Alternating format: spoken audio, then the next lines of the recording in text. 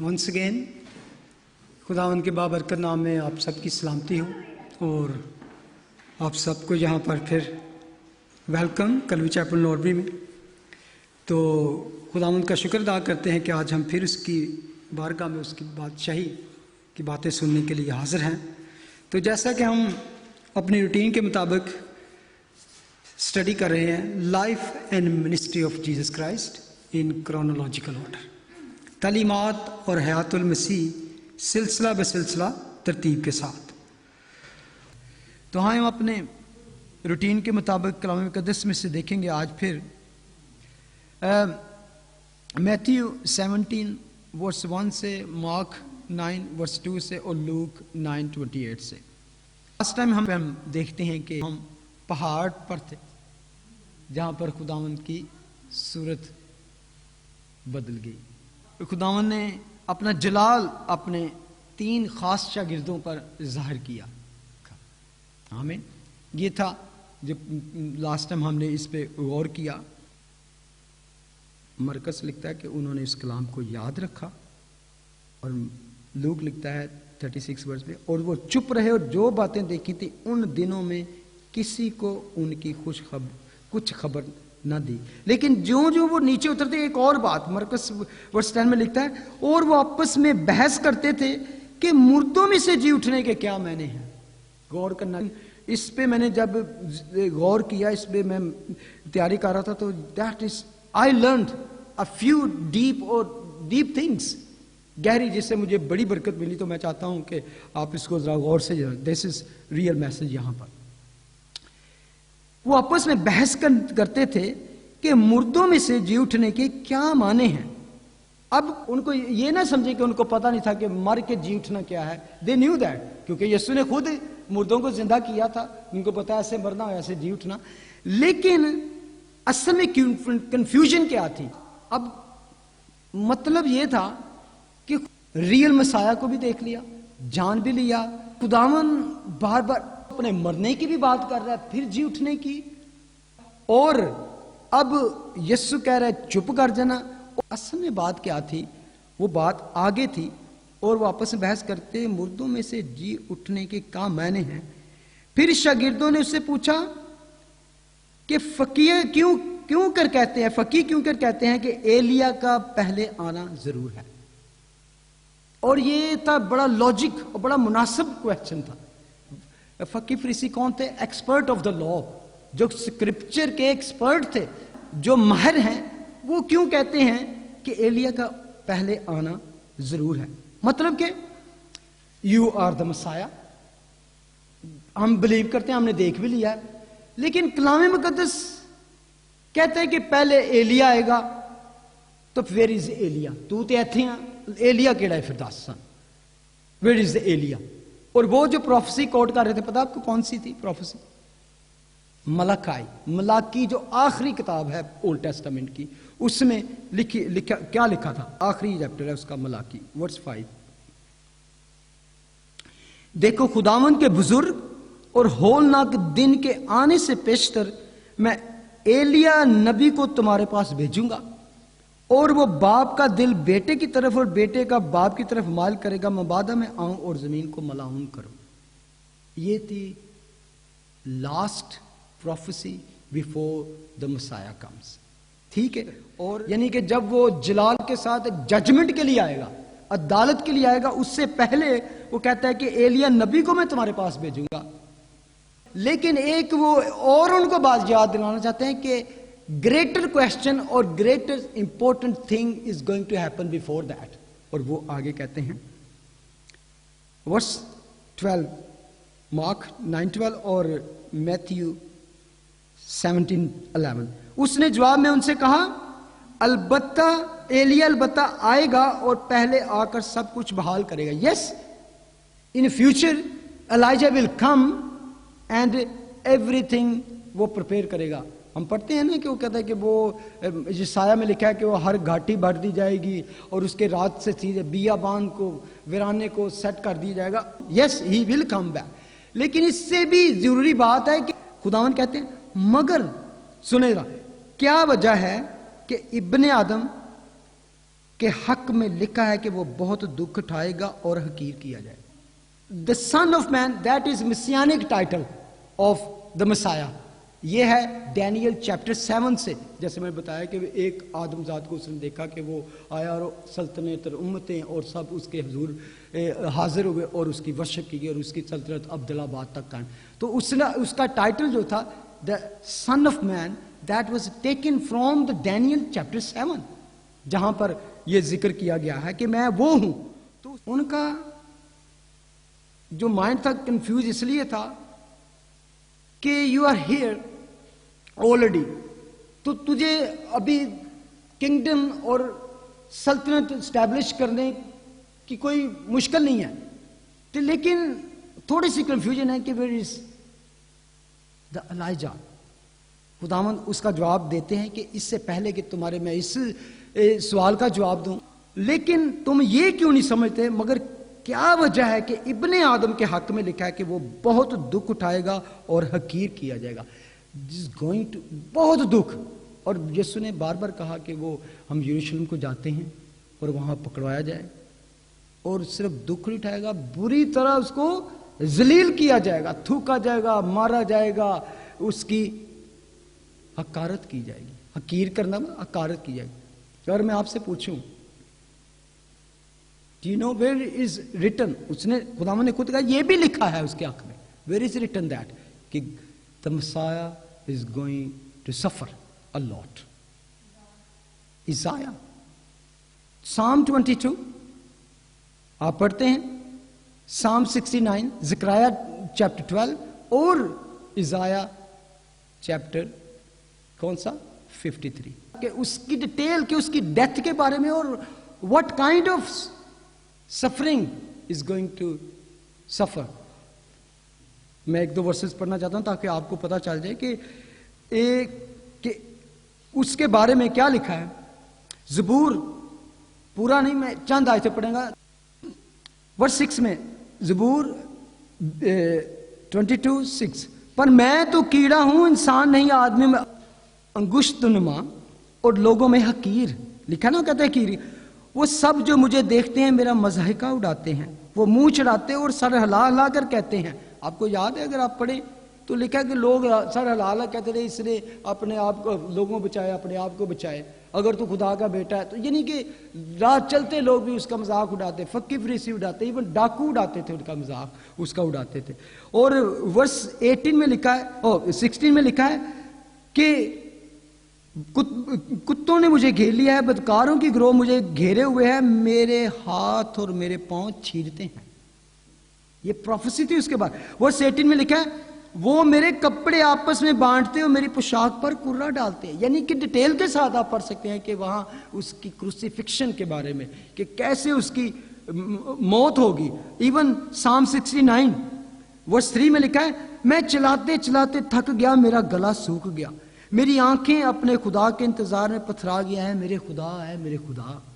जब वो गला सूख गया तो वर्स 21 में लिखा है, उन्होंने मुझे खाने को इंद्रीन भी दिया और मेरी प्यास बचाने को उन्होंने मुझे सिरका पिलाया।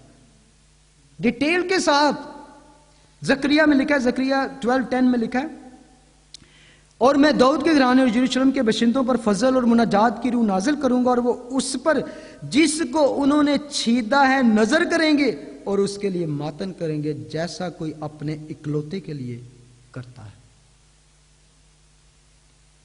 Few verses from Isaiah 53। यहां पर और ग्राफिक तौर पर लिख दिया गया,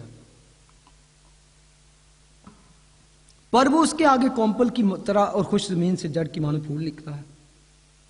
ना उसकी कोई शक्ल और सूरत है, ना खूबसूरती, और जब हम उस पर निगाह करें तो कुछ हुस्नो जमाल नहीं कि हम उसके मुश्ताक हो। आपने वो पैशन ऑफ द क्राइस्ट देखी है ना? कभी इस तरह की ब्यूटी खुदावंद की कलाम मुकद्दस में पेश नहीं की गई। उसकी जमीनी खिदमत में जो थी कि everyone is attract to him, खिंचा चला जाए, कशिश में नो दूसरे नबियों की दूसरों की बता से, लेकिन बल्कि उसके बारे में लिखा है उसका चेहरा इतना कुचला गया, इतना उसको मारा गया कि कोई उसके देख के तो वो कहते थे ऐसा लगता है कि वो आदमियों में हकीरो मरदूद, मर्द गमनाक और रंज का आशना था। लोग उससे गौर रोया पूछते, उसकी तहकीर की गई और हमने उसकी कुछ कदर ना जानी।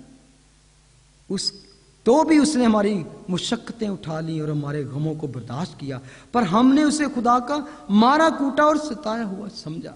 लानत है सारे खुदा दी, इंजते नहीं होते, क्योंकि ओल्ड टेस्टामेंट में लिखा है कि जो लकड़ी पे मरेगा, लकड़ी पे टांगा गया, वो लानती है। तो सचमुच उसने हमारी लानते लिखा है। और हालांकि वो हमारी खताओं के सबब से घायल किया गया और हमारी बदकिरदारी के बायस कुचला गया।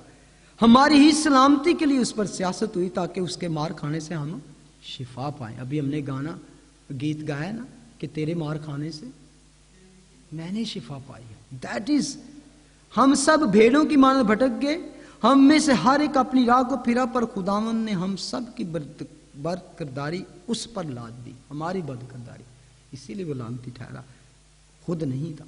वो सताया गया तो भी उसने बर्दाश्त की और मुंह ना खोला। जिस तरह बर्रा जिसे जबा करने को ले जाते हैं और जिस तरह भेड़ अपने बाल कुतरने वालों के सामने बेजुबान है, उसी तरह वो खामोश रहा।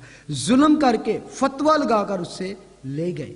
ये सारा एग्जैक्टली व्हाट हैपन। आप सारी वो डिटेल पढ़े कि किस पर झूठा मुकदमा किया, फतवा लगाया, जुल्म करके उसको ले गए। पर उसके जमाना के लोगों में से किसने ख्याल किया कि वो जिंदों की जमीन से काट डाला गया। मेरे लोगों की खताओं के सबब से उस पर मार पड़ी। उसकी कब्र भी शरीरों के दरमियान ठहराई गई, शरीरों के दरमियान। और वो अपनी मौत में दौलतमंदों के साथ हुआ। पता है इसका क्या मतलब है, दौलतमंदों के साथ हुआ? उसकी कब्र जो थी एक रिच आदमी की थी, यूसुफ अरमतिया, रिच मैन था, जिसने, वो रिच मैन ही होते थे कि अपने पहले से ऐसी चीजें बनवा के रखते थे।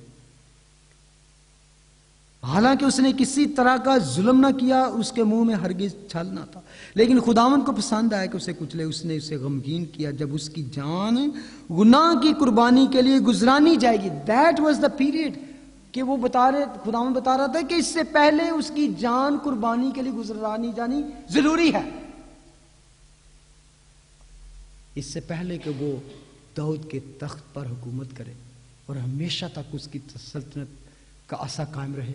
इससे पहले उसकी पहली आमद में उसके साथ ये होना जरूरी है। और ये इसलिए जरूरी होना है कि it was all written, it was all predict, it was done डी। तो ये चीज जो थी रसूलों के लिए, शागिर्दों के लिए, ये पार्ट इतना मुश्किल था कि वो सुनना ही नहीं चाहते थे। जब भी खुदावंद कहते कि मैं यरूशलेम जाऊंगा, मर जाऊंगा, दफन किया जाऊंगा, ये शॉकिंग उनके लिए न्यूज होती थी, शॉकिंग न्यूज।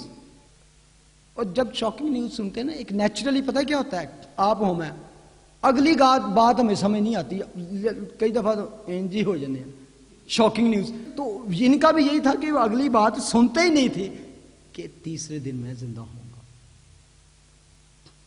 तो खुदावंद उनको कहते हैं कि बेशक ये है कि एलिया पहले आना उसका जरूरी है, लेकिन इससे भी पहले इंपॉर्टेंट न्यूज और इंपॉर्टेंट पार्ट ये है कि इब्ने आदम के हक में लिखा है कि वो बहुत दुख उठाए और हकीकत सलीब का पैगाम वो सुनना नहीं चाहते थे। क्रूसिफिक्शन जो थी एक टॉर्चर और ब्रूटल और वेरी, आप आज भयानक मौत कह सकते हैं, जो वो देखना और सुनना भी नहीं चाहते थे। उनके लिए मुश्किल था। यार मैं तो यह सोच के नाल चले, सज्जे मैं बना, खब्बे इन्हें बना। दैट वाज, तो उनके सारे प्लान यहां पे फेल होते नजर आते थे, इसलिए अगली बात सुनते ही नहीं थे। और खुदावंद असल में कह रहे थे कि without the cross and resurrection message is incomplete. Only Jesus is not only God और सन ऑफ गॉड और हीलर, और is also Messiah, crucified Messiah, मसीह मसलूब। जब पॉल ने इस चीज को रिसीव किया, when he took the message, और उसका मैसेज क्या था, वो जहां गया उसका मैसेज का मेन पॉइंट ये था, cross, crucifixion, death, brutal death. सलीब का पैगाम। पौल बल्कि लिखता है वो 1 कुरिन्थियन, और ए भाइयों, जब मैं तुम्हारे पास आया और तुम में खुदा की भेद की मुनादी करने लगा तो आला दर्जे की तकरीर या हिकमत के साथ नहीं आया, क्योंकि मैंने ये इरादा कर लिया था कि तुम्हारे दरमियान यीशु मसीह बल्कि मसीह मसलूब के सिवा और कुछ ना जानूंगा। नॉट फिलॉसफी, न बड़ी हिकमतें, ओनली द क्राइस्ट और क्रूसिफाइड क्राइस्ट। वो 1 कुरिन्थियन चैप्टर 2 में वो लिखता है, और मेरी तकरीर और मेरी मुनादी में हिकमत की लुभाने वाली बातें ना थी, बल्कि वो रूह और कुदरत से साबित होती थी, ताकि तुम्हारा ईमान इंसान की हिकमत पर नहीं बल्कि खुदा की कुदरत पर हो। 1 कुरिन्थियन 1:22 में लिखा है, चुनाचे यहूदी निशान चाहते हैं और यूनानी हिकमत तलाश करते हैं। यानी कि जब वो देखना चाहते हैं science and wonders and miracles, क्योंकि इस्राएल कौम ने यही सारा कुछ देखा था, तो वो पहचान करते थे, हाँ भी केड़ा मौजूदा तू केड़ा निशान दिखाना, what greater miracle you can show that we believe. लेकिन और यूनानी क्या थे? फिलोसफर, बड़े बड़े दिमाग वाले लोग, बड़ी हिकमत। तो कहते ये दोनों चीजें नहीं खुदा करना चाहता, ना तो बड़े बड़े मौजज़े दिखा के तुमको राम करना चाहता है, क्योंकि उसका फायदा तुम्हें इधर हो जाएगा जिंदगी में, बड़ी हीलिंग हो जाए या ठीक हो जाए, काम हो जाए, लेकिन असल में वो तुम्हें आने वाली जिंदगी के लिए, हेवन के लिए, खुदा की बादशाही के लिए खुदा बचाने आए थे। तो वो कहता है चुनाचे यहूदी निशान चाहते हैं और यूनानी हिकमत तलाश करते हैं, मगर हम उस मसीह मसलूब की मुनादी करते हैं जो यहूदियों के नजदीक ठोकर और गैर कौमों के नजदीक बेवकूफी है। अरे किस तरह का मसाया, एक Christ, no no we don't need this. कुचलिया आया, मार खाया हुआ, रिजेक्ट किया हुआ, हकीरो, नाम मकबूल। और खुदा का कलाम कहता है कि सलीब का पैगाम ही खुदा की कुदरत और खुदा की हिकमत है। The power and the wisdom of God is the cross. और ये वाली बात उनको पसंद नहीं थी, लेकिन जो बुलाए हुए हैं, यहूदी हो या यूनानी, उनके नजदीक क्या है? वो खुदा की कुदरत और खुदा की हिकमत, the power of God and the wisdom of God, that is the मसीह मसलूब, जिसको वो जानना नहीं चाह रहे थे।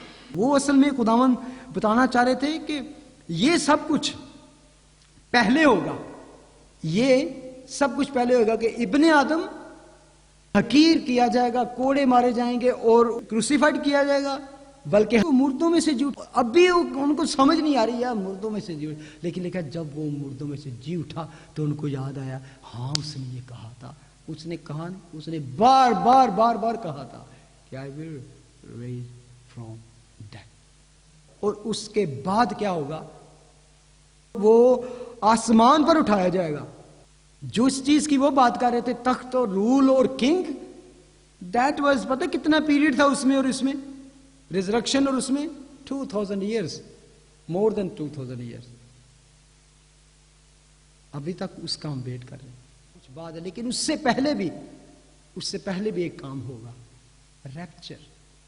Rapture is going to happen, then everything will happen after that. कलीसिया का उठाया जाना उससे भी पहले है। कलीसिया उठाई जाएगी तो फौरन ही क्या होगा? एंटी क्राइस्ट अपीयर होगा, फौरन ही मुखालफे मसीह आ जाएगा, और मुखालफे मसीह के बाद उस 7 ईयर्स में और उसके हाफ में वो 2 गवाह आ जाएंगे, 2 विटनेस। मकाशवा की किताब में लिखा है चैप्टर 11 वर्स 3, और मैं अपने 2 गवाहों को इख्तियार दूंगा, वो टार तोड़े हुए 1260 दिन नबूवत करेंगे। ये वही जैतून के 2 दरख्त हैं जो चिरागदान हैं, जो जमीन के खुदावंद के सामने खड़े हैं, और अगर कोई उन्हें जर पहुंचाना चाहता है तो उनके मुंह से आग निकलकर उनके दुश्मन को खा जाती है, और अगर कोई उन्हें जर पहुंचाना चाहे तो वो जरूर इसी तरह मारा जाएगा। उनको इख्तियार है कि आसमान को बंद कर दें ताकि उनकी नबूवत के ज़मानों में पानी ना बरसे, और पानियों पर इख्तियार है कि उन्हें खून बना डाले, जितनी दफ़ा चाहें ज़मीन पर हर तरह आफत लाएं। और ये 2 विटनेस जो एंड पे आने वाले हैं ट्रिबुलेशन, मुसीबत के दौर में, और इनमें से एक एलिया है, 1 is going to be Elijah. और उसमें ये सारी क्वालिटी थी, आसमान को बंद कर देना और आसमान से आग बरसाने का। आप ओल्ड टेस्टामेंट में पढ़े जाके कि एलिया के पास ये पावर थी। He did many time this. आसमान से आग और आसमान को ही बंद कर दिया, बारिश नहीं 3 साल होनी। It's happened like this।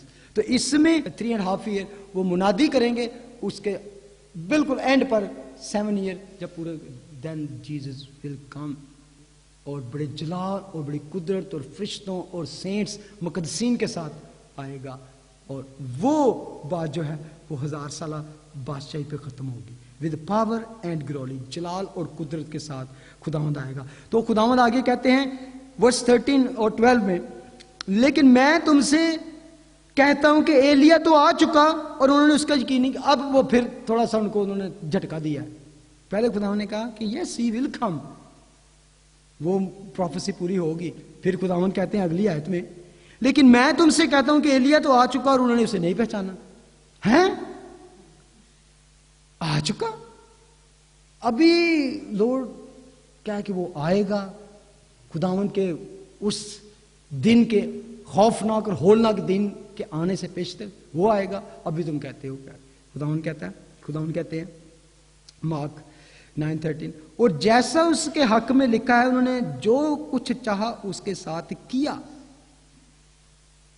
और मैथ्यू 17:13, इसी तरह इब्ने आदम भी उनके हाथ से दुख उठाएगा।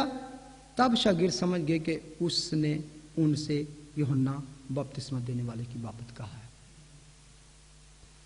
यूहन्ना बपतिस्मा देने वाले की बाबत पता है क्या लिखा है? आपको याद होगा लूक चैप्टर 1, जब वो मैंने भी बयान किया कि जकरिया अपनी वो बारी पे कहानत का ओहदा था तो वो अंजाम दे रहा था, तो वहां पर फरिश्ता हाजिर हो गया, जब्राइल फरिश्ता। वर्स 10 में लिखा है लूक चैप्टर 1 वर्स, और लोगों की सारी जमात खुशबू जलाते वक्त बार दुआ कर रही थी। खुदावंद का फरिश्ता खुशबू के मज़बा की दाहिनी तरफ खड़ा हुआ और उसको दिखाई दिया, और जकरिया देखकर घबराया और उस पर दहशत छा गई। मगर फरिश्ता ने उससे कहा, ऐ जकरिया खौफ ना कर, क्योंकि तेरी दुआ सुन ली गई और तेरे लिए तेरी बीवी इलिशबा के बेटा होगा और तू उसका नाम यूहन्ना रखना, और तुझे खुशी और खुरमी होगी। सुने गौर से, और वो बहुत से लोगों की पैदाइश के सबब से खुश होंगे, क्योंकि वो खुदावंद के हुजूर में बड़ा बुजुर्ग होगा, और हरगिज मैं ना कोई शराब पिएगा और अपनी माँ के बतन ही कुदरत से भर जाएगा। वर्स 17 गौर करें, it's direct coating from Malachi की जो आयत पढ़ी, और वो एलिया की रूह और कुव्वत में उसके आगे आगे चलेगा कि वालिदों के दिल औलाद की तरफ और नाफरमानों को रास्तबाजों की दनाई पर चलने की तरफ फेरे, और खुदावंद के लिए एक मुस्तैद कौम तैयार करे। एग्जैक्ट आपने वो वर्स देखें मलाकी चैप्टर 4 वर्स 5 और 6 कि वो आएगा जरूर, लेकिन इज नॉट लिटरली एलिजा, एलिया वो बिल्कुल वो एलिया नहीं होगा, लेकिन लिखा है एलिया की रूह और कुव्वत में।